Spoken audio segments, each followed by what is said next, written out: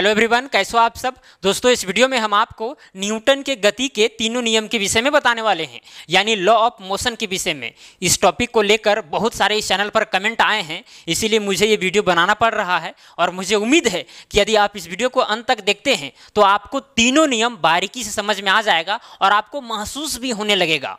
आपको पता ही है कि न्यूटन का जो तीनों नियम है वो फिजिक्स में बहुत बड़ा भूमिका निभाता है। ये चीज़ जो है वो क्लास 9th के सिलेबस में दिया गया है और 11th क्लास के भी सिलेबस में डीपली दिया गया है। तो दोनों को कंबाइन करके मैं आपको समझाने का प्रयास करूंगा और आप इस वीडियो में अंत तक बने रहें। अगर अंत तक देखते हैं तभी आपको फुल रिजल्ट मिलेगा, आधा अधूरा देखने से कोई फायदा नहीं है। ठीक है, तो इस वीडियो को पूरा देखें और संभव हो सके तो कॉपी पेन भी निकाल लें, क्योंकि ये जो वीडियो है, जो न्यूटन का जो तीनों नियम है वो बहुत बड़ा नियम है, बहुत बड़ा फैक्ट है, बहुत बड़ा सच्चाई है, इसीलिए जानना जरूरी है इसको। ओके, अगर आप पढ़ते हैं तो, और नहीं पढ़ते तो कोई दिक्कत नहीं है, नहीं भी जानिए, और नहीं पढ़ते तो भी देखना ही चाहिए। मैं बार बार कहता हूँ कि नॉलेज इज पावर। आप कुछ भी अगर ग्रहण कर रहे हैं दिमाग में तो वो चीज़ आपको कभी न कभी फायदा ही देगा, है कि नहीं। तो देखिए, इस वीडियो में आपको जो लिखावट मिलेगा वो इंग्लिश में मिलेगा, लेकिन जो समझाने की शैली होगी वो आपको हिंदी में समझाई जाएगी।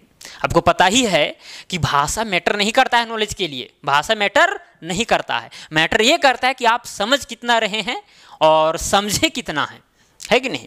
तो देखिए, न्यूटन का जो तीनों नियम आया था उसके पहले भी कुछ वैज्ञानिक थे जो अपना अपना कुछ विचार रख रहे थे इस दुनिया में, है कि नहीं।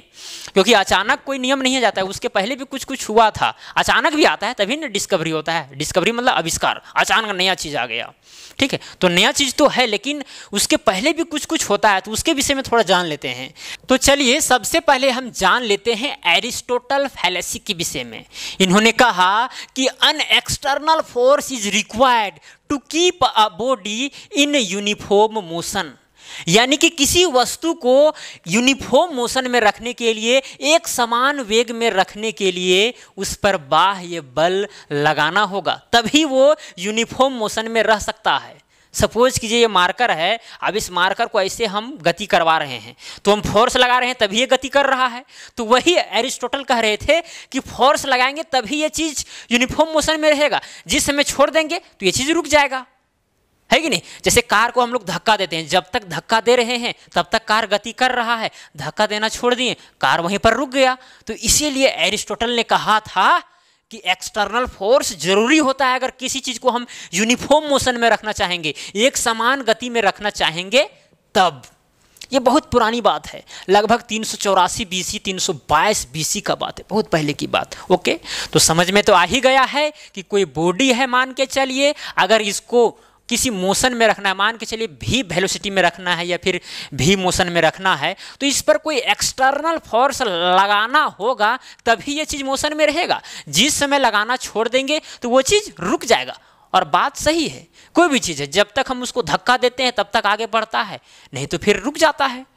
अगर धक्का देते और चलते रहता तब तो फिर डीजल पेट्रोल निकलता ही नहीं, है कि नहीं। गाड़ी में एक बार धक्का दीजिए वो चलते रहेगा, ऐसा तो होता नहीं है। धक्का देंगे भाई, जितना देर उसका शक्ति रहेगा उतनी ही देर तक चलेगा, है कि नहीं। अब देखिए, अब उसके बाद में गैलीलियो ने एक एक्सपेरिमेंट किया। यह एक्सपेरिमेंट इस चीज़ को फेल कर दिया, इसीलिए नहीं इसका नाम पड़ा एरिस्टोटल फैलेसी। फैलेसी का मतलब होता है भ्रांति। ये बहुत बड़ा भ्रांति था। हालांकि उस समय, ये बहुत पहले की बात है, उस समय भी इसका बहुत ज़्यादा मान्यता होगा, लेकिन ये बहुत बड़ा भ्रांति था, बहुत बड़ा इसका दोष था। किसका? एरिस्टोटल का। ये बिल्कुल गलत साबित हुआ, बिल्कुल। ठीक है, और इसको साबित करने वाला कौन है? गैलीलियो। गैलीलियो आया और एक्सपेरिमेंट किया, और इन्होंने एक्सपेरिमेंट में ये किया, एक लिया इनक्लाइंड सरफेस।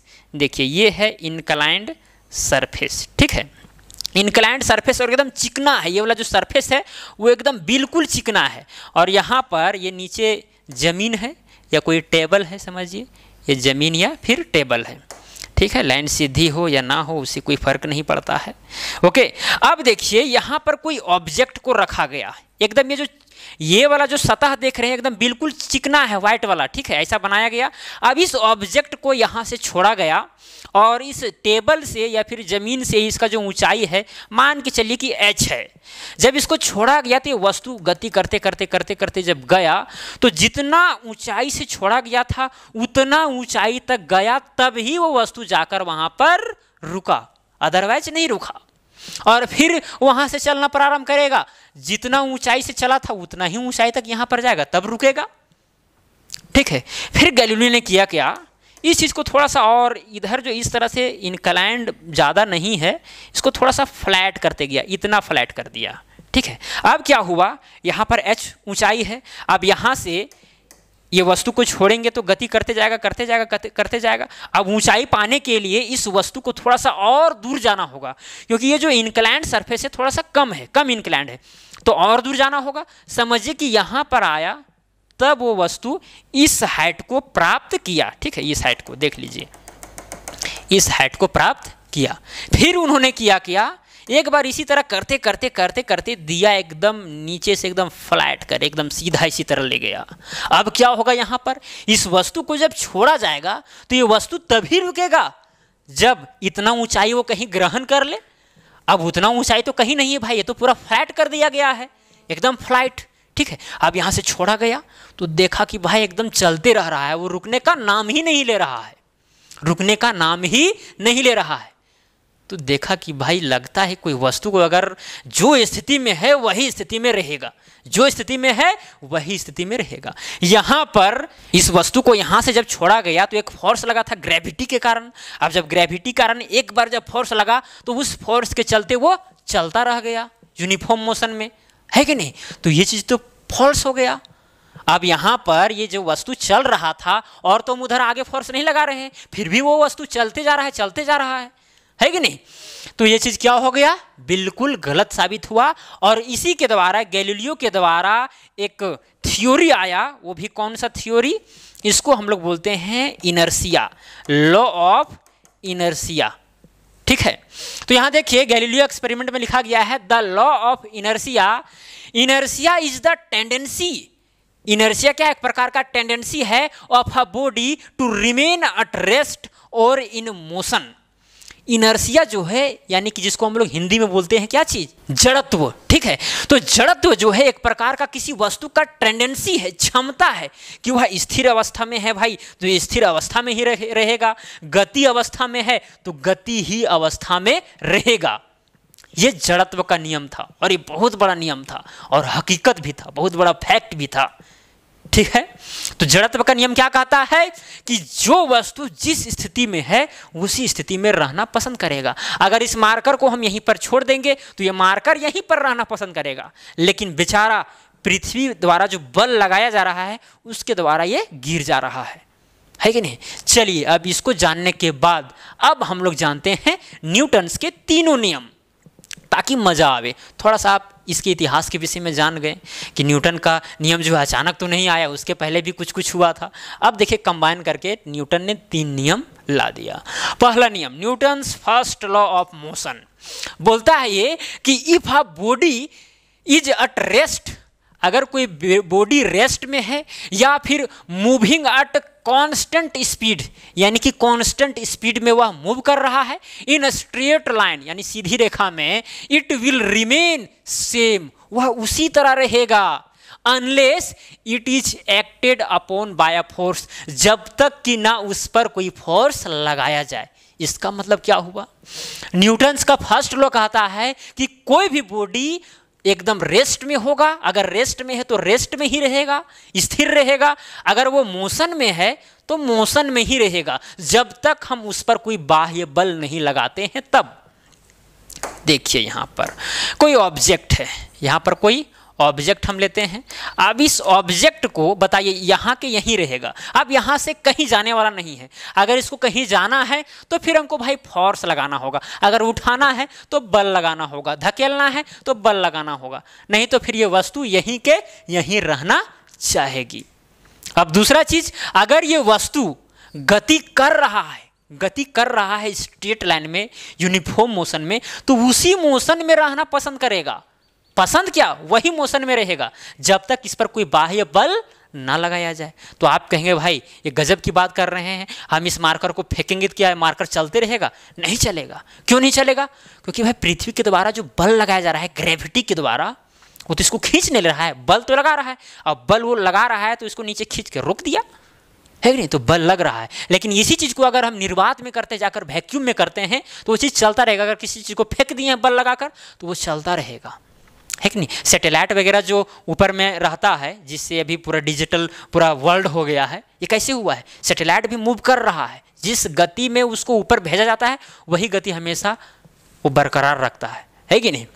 चलिए, ये जो नियम था न्यूटन्स का, जो फर्स्ट लॉ था, एक्चुअली ये इनर्शिया से उत्पन्न हुआ था। इसी चीज़ को हम लोग लॉ ऑफ इनर्शिया के नाम से भी जानते हैं, इनर्शिया। अब इनर्शिया 3 प्रकार का हो सकता है। पहला चीज़ रेस्ट, दूसरा चीज़ होगा मोशन, जिसको हम लोग यूनिफॉर्म मोशन कहेंगे, और तीसरा चीज़ होगा डायरेक्शन। अब तीनों को आप एग्जाम्पल से समझिए। इनर्शिया में 3 चीज़ होगा। अगर कोई चीज़ रेस्ट में है तो रेस्ट में ही रहेगा, अगर कोई चीज़ मोशन में है तो मोशन में ही रहेगा, अगर कोई चीज़ किसी विशेष डायरेक्शन में जा रहा है तो उसी डायरेक्शन में रहेगा। वो कैसे? चलिए रेस्ट वाला समझाने का प्रयास करते हैं। कोई ग्लास है, क्या है? कोई ग्लास है, और इस ग्लास में पानी भरा है चाहे खाली है उससे मतलब नहीं है, ठीक है। अब यहाँ पर एक हम बोर्ड रख दिए, क्या? एक बोर्ड, एकदम चिकना सा बोर्ड रख दिए उस पर पूरा, ठीक है, और उसके ऊपर में सिक्का रख दिए या कोई ऑब्जेक्ट रख दिए, ठीक है, सिक्का रख दिए, 5 रुपये का सिक्का यहाँ पर रख दिए। अब इस बोर्ड, ये जो चिकना बोर्ड है, उसको तेजी गति से खींचेंगे तो ये जो सिक्का है वो ग्लास में ही गिर जाएगा।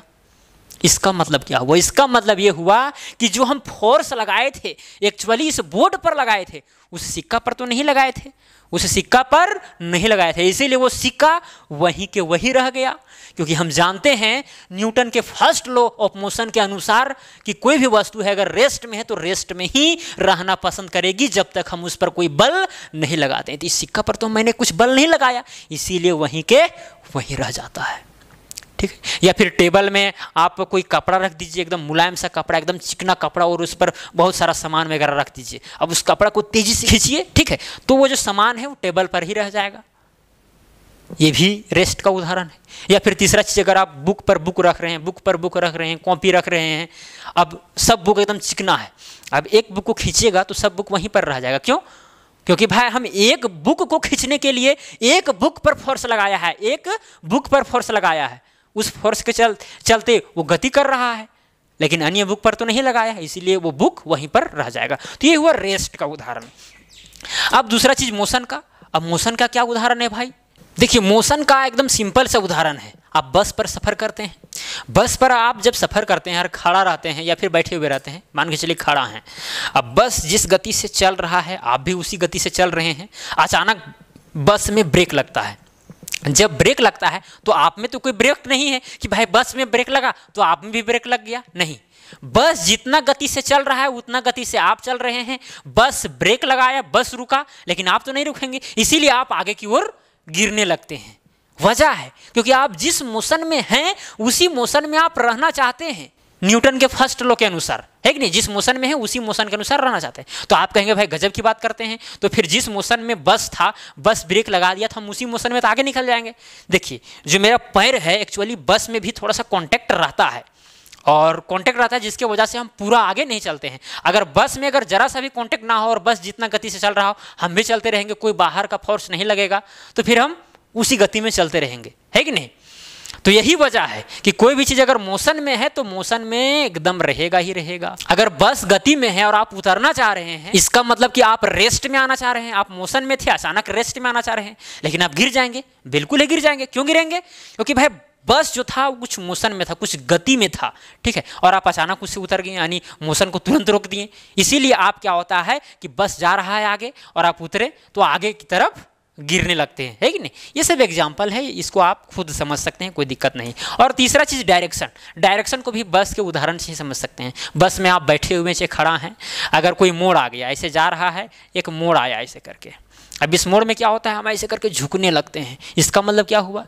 जिस डायरेक्शन में हम मोशन कर रहे हैं या कोई भी वस्तु मोशन कर रहा है उसी डायरेक्शन में वो मोशन करेगा। अगर बाह्य बल लगा तो फिर उस वस्तु के स्थिति में परिवर्तन हो सकता है। तो ये डायरेक्शन का उदाहरण हुआ। ये सब क्या है? इनर्शिया, ठीक है। तो फर्स्ट लॉ ऑफ मोशन समझ में आ गया होगा कि कोई भी वस्तु अगर रेस्ट में है तो रेस्ट में ही रहेगा, अगर कोई वस्तु गति अवस्था में है तो गति अवस्था में ही रहेगा, जब तक उस पर कोई बाह्य बल ना लगाया जाए।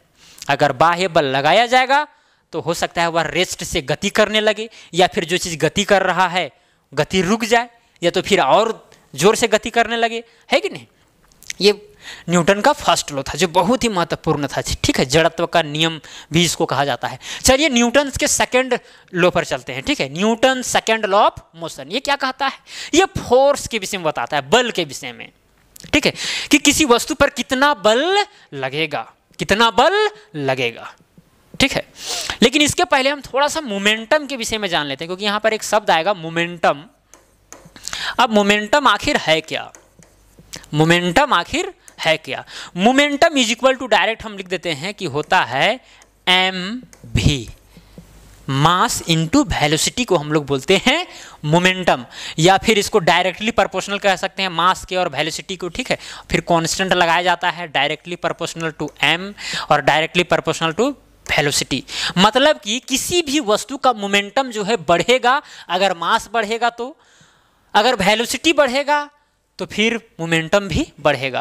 अब यहाँ पर अगर मोमेंटम निकालेंगे तो km भी आएगा, अगर ये प्रोपोर्शनलिटी वाला जो साइन है उसको हटाएंगे तो यहाँ पर कांस्टेंट आता है, तो उस कांस्टेंट के जगह पर हम एक मान लेते हैं, बराबर में हम m भी लिख देते हैं, और मोमेंटम को हम लोग p से दिखाते हैं। तो p बराबर में क्या हो गया m भी। p भी क्या है, एक सदिश राशि है, वेक्टर क्वांटिटी है, इसीलिए ऊपर में उसको तीर का निशान दिया गया है।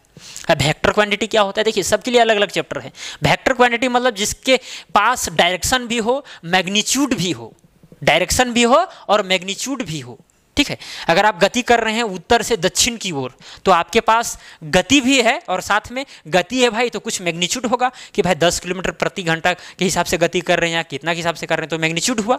किधर से किधर कर रहे हैं वो क्या हुआ, डायरेक्शन हुआ, ठीक है। तो उसको हम लोग बोलते हैं सदिश राशि, वेक्टर क्वांटिटी।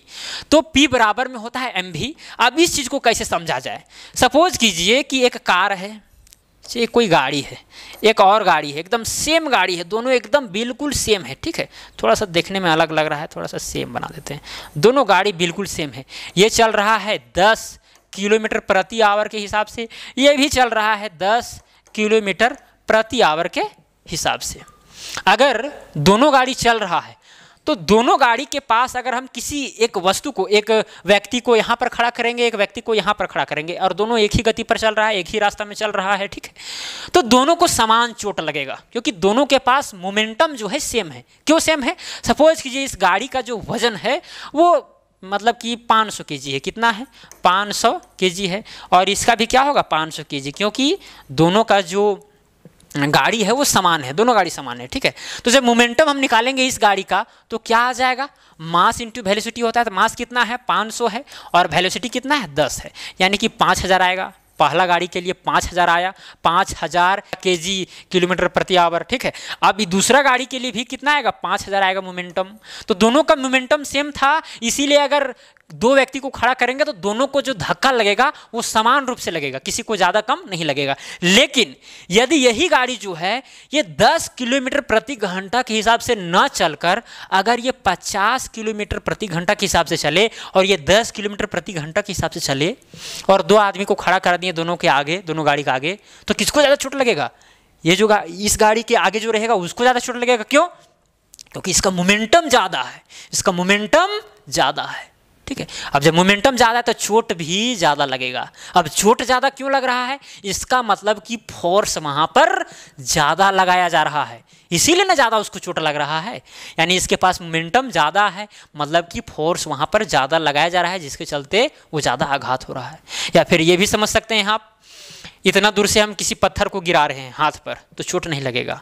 आप कम से कम 10 मीटर ऊपर चले जाइए और वहाँ से कोई पत्थर को गिराइए हाथ पर तो चोट लगेगा। वजह है क्योंकि मोमेंटम में चेंजिंग होता है, मोमेंटम ज़्यादा हो जाएगा। अगर हम दूर से गिराएंगे तो मोमेंटम ज़्यादा हो जाएगा, क्योंकि ग्रेविटी के कारण क्या होता है, वेलोसिटी में हमेशा परिवर्तन होता है, वेलोसिटी बढ़ते चला जाता है, ठीक है।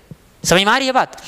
तो वेलोसिटी में परिवर्तन हुआ मतलब कि वेलोसिटी जो है बढ़ रहा है, मास तो वही है, मास मान के चलिए वही है, लेकिन वेलोसिटी अगर बढ़ रहा है भाई, अगर बढ़ जाएगा पूरा तो चोट ज़्यादा ना लगेगा, क्योंकि जो मोमेंटम है वो डायरेक्टली प्रोपोर्शनल दोनों का है। अगर मास बढ़ेगा तो भी मोमेंटम बढ़ेगा, वेलोसिटी बढ़ेगा तो भी मोमेंटम बढ़ेगा। या फिर इस तरह से समझ सकते हैं, कोई वस्तु है और उसका वजन है 100 kg, ठीक है 100 kg, और एक वस्तु है जिसका वजन है 5 kg, कितना है 5 kg। ये चल रहा है 1 किलोमीटर प्रति आवर के हिसाब से और ये चल रहा है 5 किलोमीटर प्रति आवर के हिसाब से। अब आप कहेंगे भाई किससे ज़्यादा चोट लगेगा, तो इससे ज़्यादा लगेगा। नहीं, अब इससे मोमेंटम निकाल के देखिए, 5 × 5 = 25 kg किलोमीटर प्रति आवर जो भी यूनिट होगा, ठीक है, इतना आया। अब यहाँ पर 100 को गुना 1 से करेंगे तो 100 आ रहा है, इसका मोमेंटम ज़्यादा नहीं है, तो इससे ज़्यादा चोट लगेगा, इससे ज़्यादा फोर्स लगाया जाएगा और इससे कम।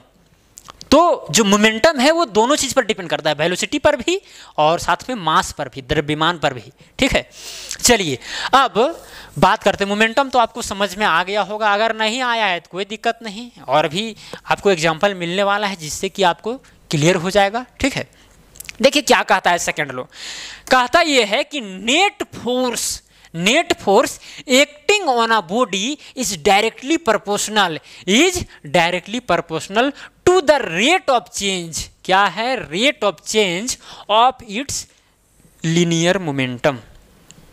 क्या बोला क्या है? Net force acting on a body, net force acting on a body directly proportional किसके? Rate of change of its linear momentum.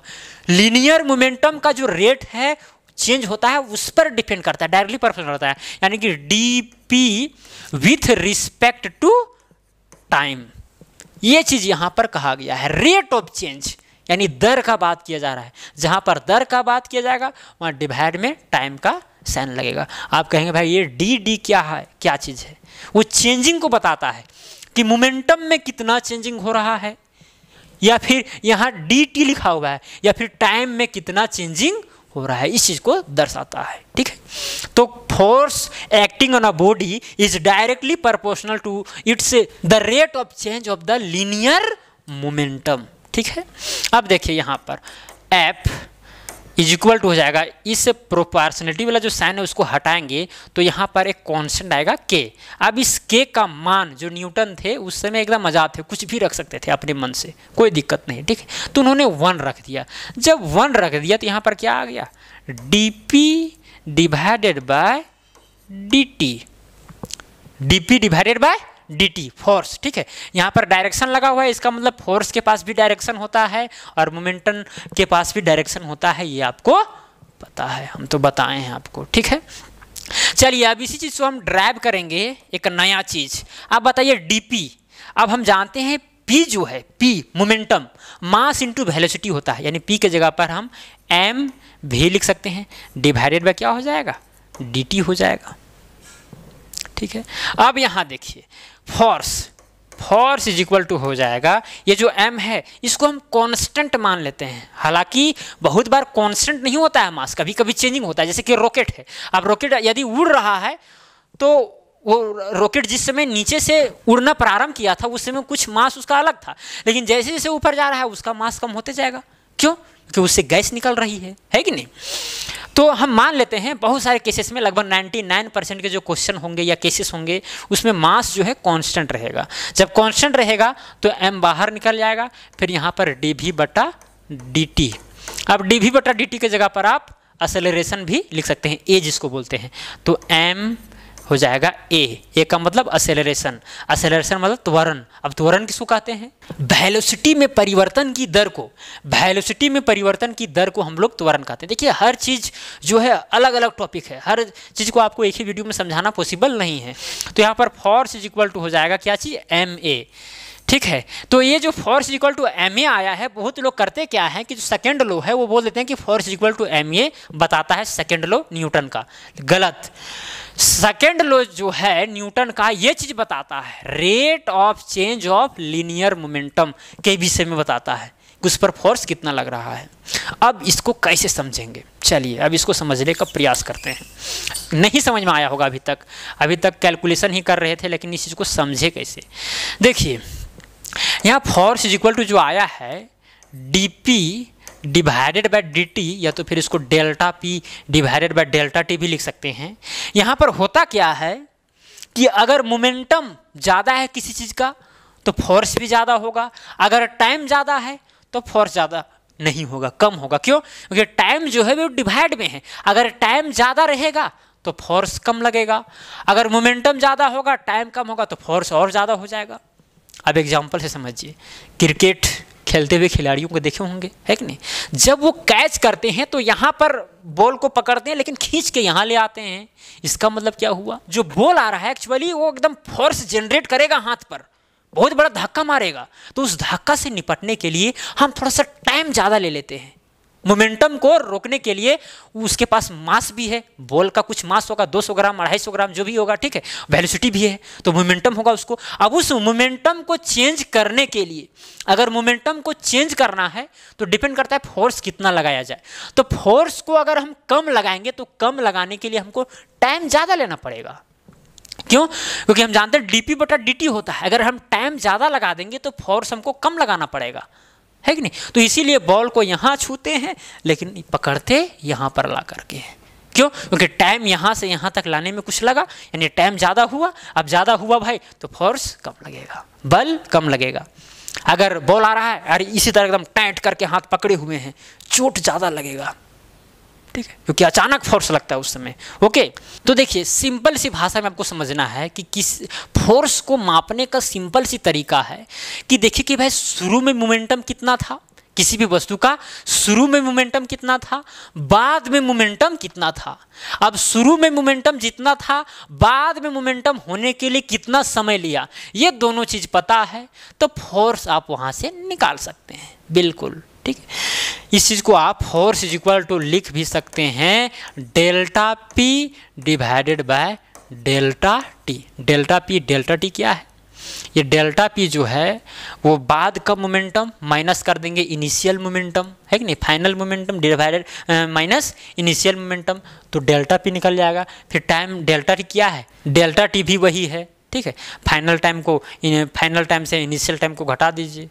Okay, तो यहाँ पर आपको समझ में आ गया होगा। अगर नहीं आया है तो कुछ ना कुछ कमजोरी, क्योंकि डीपली चले गए हैं, एकदम सिंपल सी समझना है। ये जो सेकंड लॉ है वो फोर्स के विषय में बताता है कि भाई किसी भी चीज़ में फोर्स कितना लगाया जा रहा है। तो कैसे हम पहचानेंगे कि कोई वस्तु कितना मोमेंटम में था, कितना मोमेंटम में परिवर्तन हुआ, कितना समय में हुआ। अगर ये चीज़ पता है तो फिर हम फोर्स कैलकुलेट कर सकते हैं, ठीक है। चलिए अब थर्ड लॉ ऑफ मोशन की ओर चलते हैं, ज़्यादा टाइम पास नहीं करते हैं। Third law of motion, Newton's third law of motion क्या कहता है?